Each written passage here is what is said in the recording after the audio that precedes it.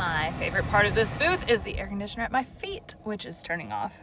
It has it's closing. It has these little door things that kind of flip open when it's on that take a second to close, and they make a machine sound. Anyways, love that thing.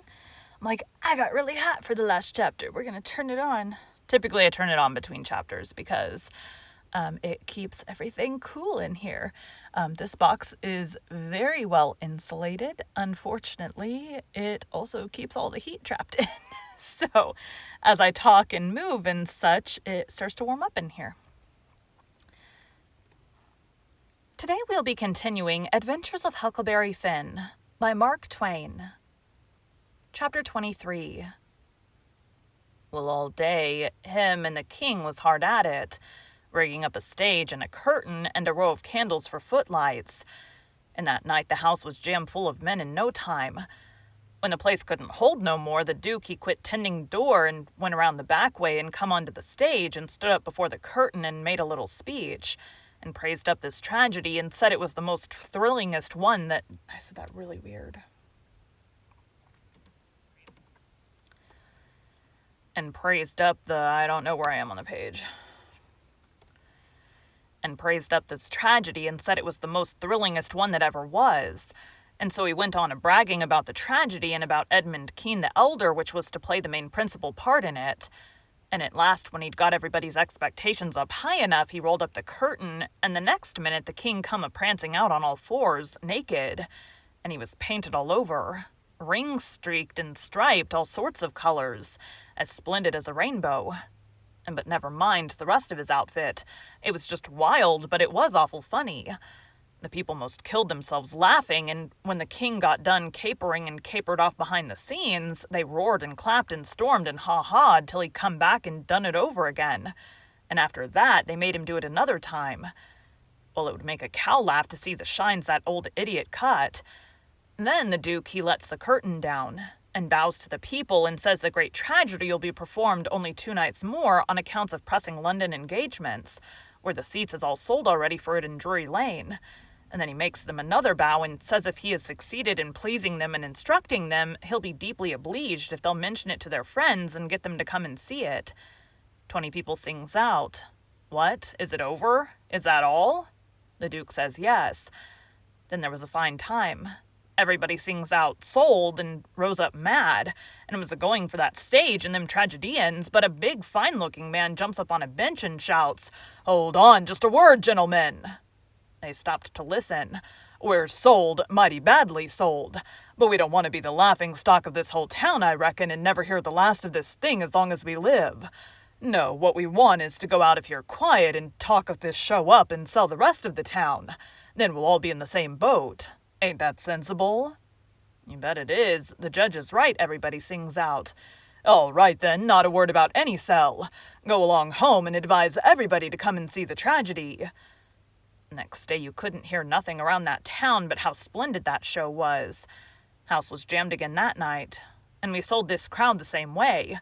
When me and the king and the Duke got home to the raft, we all had a supper, and by and by about midnight they made Jim and me back her out and float her down the middle of the river and fetch her in and hide her out about 2 miles below town.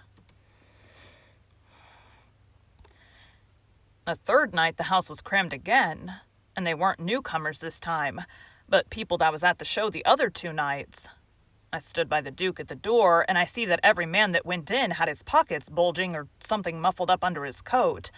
And I see it weren't no perfumery neither, not by a long sight. I smelled sickly eggs by the barrel and rotten cabbages and such things. And if I know the signs of a dead cat being around, and I bet I do, there was 64 of them went in. I shoved in there for a minute, but it was too various for me. I couldn't stand it. Well, when the place couldn't hold no more people, the Duke he give a fellow a quarter and told him to tend door for him for a minute. And then he started around for the stage door. I after him. But the minute we turned to the corner and was in the dark, he says, "Walk fast now till you get away from the houses and then shin for the raft like the Dickens was after you." I done it and he done the same. We struck the raft at the same time, and in less than 2 seconds we was gliding downstream, all dark and still and edging towards the middle of the river. all dark and still and edging towards the middle of the river. Nobody saying a word. I reckoned the poor king was in for a gaudy time of it with the audience, but nothing of the sort. Pretty soon he crawls out from under the wigwam and says, "Well, how'd the old thing pan out this time, Duke?" He hadn't been uptown at all. We never showed a light till we was about 10 mile below the village. Then we lit up and had a supper, and the king and the duke fairly laughed their bones loose over the way they'd served them people. The duke says, "Greenhorns, flatheads. I knew the first house would keep mum and let the rest of the town get roped in. And I knew they'd lay for us the third night and consider it was their turn now. Well, it is their turn, and I'd give something to know how much they'd take for it. I would just like to know how they're putting in their opportunity. They can turn it into a picnic if they want to. They brought plenty provisions." Them rapscallions took in $465 in that 3 nights.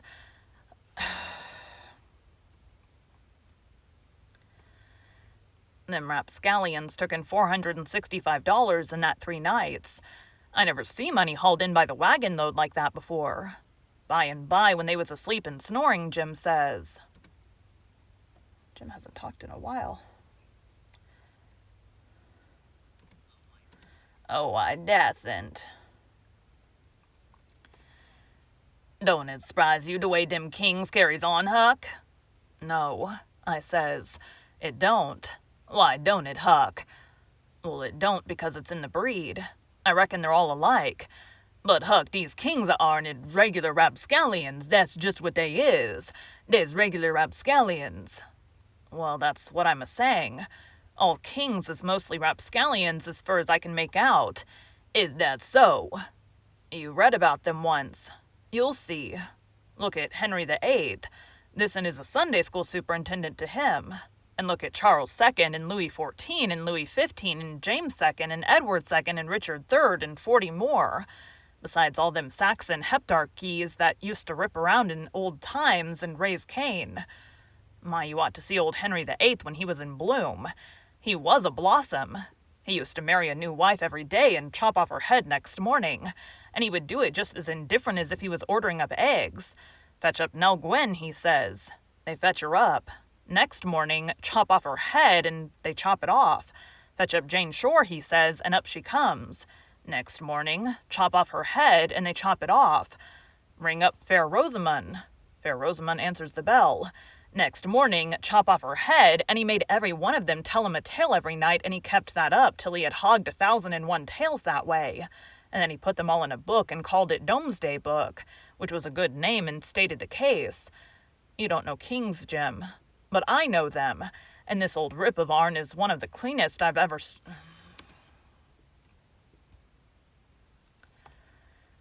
And this old rip of ourn is one of the cleanest I've struck in history.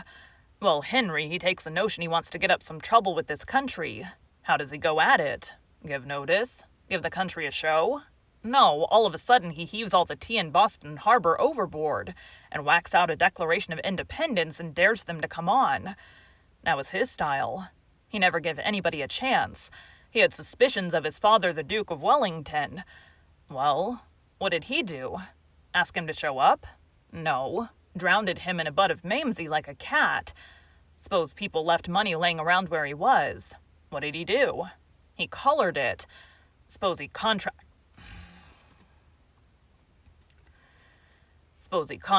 to do a thing and you paid him and didn't set down there and see that he done it. What did he do? He always done the other thing. Suppose he opened his mouth, what then? If he didn't shut it up powerful quick, he'd lose the lie every time. That's the kind of a bug Henry was. And if we'd had him along instead of our kings, he'd have fooled that town a heap worse than ourn done. I don't say that ourn is lambs because they ain't, when you come right down to the cold facts, but they ain't nothing to that old ram anyway. All I say is kings, and you gotta make allowances.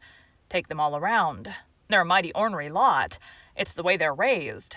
But this one do smell so like the nation, Huck. Well, they all do, Jim.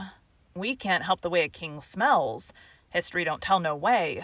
Now the Duke, he is a tolerable likely man in some ways. Yes, the Duke's different. Yes, the Duke's different, but not very different. This one's... Oh my god, my stomach just made a noise. This one's a middling hard lot for a duke. When he's drunk, there ain't no nearsighted man could tell him from a king. Well, anyways, I don't hanker for no more'n them, Huck. These is all I can stand. It's the way I feel too, Jim. But we've got them on our hands, and we gotta remember what they are and make allowances. Sometimes I wish we could hear of a country that's out of kings. What was the use to tell Jim these weren't real kings and dukes? It wouldn't have done no good. And besides, it was just as I said. You couldn't tell them from the real kind. I went to sleep, and Jim didn't call me when it was my turn. He often done that. When I waked up just at daybreak, he was sitting there with his head down betwixt his knees, moaning and mourning to himself. I didn't take notice nor let on. I knowed what it was about. He was thinking about his wife and his children away up yonder, and he was low and homesick because he hadn't ever been away from home before in his life. And I do believe he cared just as much for his people as white folks does for their'n.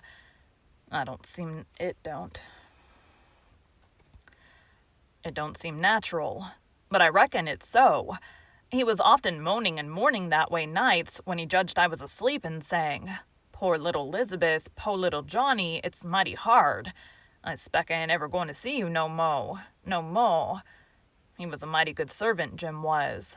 But this time I somehow got to talking to him about his wife and young ones, and by he says, "What makes me feel so bad this time is because I hear something over yonder on the bank like a whack, or a slam, while ago, and it mind me of the time I treat my little Elizabeth so ornery. She warn't only 'bout for a year old, and she tuck in the scarlet fever, and had a powerful rough spell, but she got well, and one day she was a-standing around, and I says to her, I says, 'Shit to do.'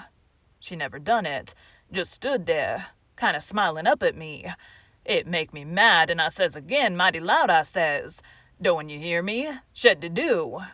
She just stood the same way, kind of smiling up. I was a billin'. I says, 'I lay I make you mine.' And with dat I fetch her a slap side the head dat sent her sprawlin'. Then I went into the other room and was gone 'bout 10 minutes. And when I come back, dat was dat a-standing open yet, and dat child standing most right in it, a-looking down and mourning and the tears running down. My, but I was mad.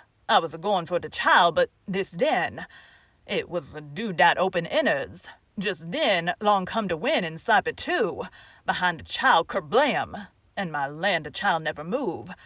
My breath must hop out of me, and I feel so, I don't know how I feel. I crope out all a-trembling and crope around and open the doors easy and slow, and poke my head in behind the child soft and still, and all of a sudden I says, 'Pow!' just as loud as I could yell. She never budge. Oh, Huck, I bust out a-crying and grab her up in my arms and say, 'Oh, the po' little thing. The Lord God Almighty forgive po' old Jim, 'cause he never going to forgive himself as long as he live.' Oh, she was plumb deef and dumb, Huck, plumb deef and dumb, and I been a-treating her so." Thank you for joining Bite at a Time Books today, while we read a bite of one of your favorite classics. Again, my name is Bree Carlile, and I hope you come back tomorrow for the next bite of Adventures of Huckleberry Finn. Okay, I was planning on 3 chapters today, but I do believe I'm only getting 2 done, which is fine. Yesterday, I had a really, really long chapter, so I did not get to the second one. What happened was, I had a really long chapter. I was going to do 2 chapters, and I was working on it. I came in here, I had it all ready to go, and we get into my office, and my cat had gotten herself, she was up on in my office, so my booth is big, right? So in my office, there's like in one corner, so like say this is the corner of my room, the booth is here, it's like 5 foot by 5 foot, so the booth is here. Up above the booth, like up in the ceiling, I have this like half moon shaped window, so it's like flat on the edge and then it moons over like this. Somehow she got up into the ledge of that little half moon window that's like 8 feet in the air, and then she couldn't figure out how to get back down. So We think I have right now, because the booth took up a giant 5x5 space in my office, which I love, and I'm so glad that my shoulders don't touch the walls anymore and I can have air conditioning in here. And it sounds way better sound-wise. But we think she was climbing the way it's set up right now. I have a like sewing cabinet thing that I've had for a really long time that's like tabletop height. And so we think she jumped up onto that and then jumped up onto a really tall file cabinet that I currently have that I'm working on eliminating. But then we think she jumped up onto that and then jumped up onto the ledge. So anyways, but then with all of us watching her, trying to get her out, she was like, no! She kept meowing. Anyways, actually she kept climbing on top of the booth. And then finally she ended up jumping down to my desk, which is file cabinet and all that is towards the like back behind where the phone is. My desk is that way. So I open the door, it opens and hits my desk if I open it too hard. Anyways, that's all I got for today. In a little while I will be working on audiobook. It's actually I'm finalizing an audiobook today. I'm finishing it up. And then I start a new one tomorrow. So as far as the podcast goes, I'm not entirely sure. Let me look at the calendar. Huck Finn is going to go until July 1st, it looks like. And then we'll start The Life and Adventures of Robinson Crusoe on my newsletter at biteatatimebooks.com, where you can sign up for it. We voted on upcoming books a couple of weeks ago, like right before Huck Finn started. So we're doing Robinson Crusoe next, and then we will be doing Little Women. So I'm going to do the whole saga at once, or like in a row. So we're going to do Little Women, and then Little Men, and then Joe's Boys. Joe's Boys is pretty short. Actually, Little Women's the only long one. So I'm going to do them all back to back and get the full Little Women saga. That's the series that I really wanted to do, but I had other people vote on Robinson Crusoe first. And then once we start getting towards the end of Little Women, we will start voting on what is coming after that. So probably once we get to Joe's Boys. So if you want to, today, as of when I'm recording this, not when this is going to air, today is Wednesday, June 7th for me. I did my first giveaway on the podcast newsletter today. So if you like shirt giveaways, then that is the place that you want to be. We do shirts. I have shirts for the podcast up on the website. I also have, and that's at biteatatimebooks.com/shop. I also have quote shirts for several of the books that we have done. That is another thing that we vote on in the newsletter. Favorite, because I didn't start those at the beginning, so we're kind of like doing past stuff. So this week we're not voting. We just voted on Time Machine. So whatever came after Time Machine, I think was Three Musketeers after Time Machine. I don't know. That'll be next week. I needed a break from the voting because we've done it for like 4 weeks in a row. But we're voting on favorite quotes from the books, and then I get that designed onto a t-shirt and then get that up on the website too. So you can see the ones that we have for past books that people have voted on, and then we will have upcoming stuff. So if you want to be on the newsletter, it's just on the main website. If you're on a computer, it'll pop up automatically. If you are on a phone, it'll be a banner across the top that'll ask if you want to subscribe. But that is the place to be if you want to be able to vote on upcoming books, if you want to be able to vote on quotes on shirts, and just general news around the podcast. Anyways, thanks, guys.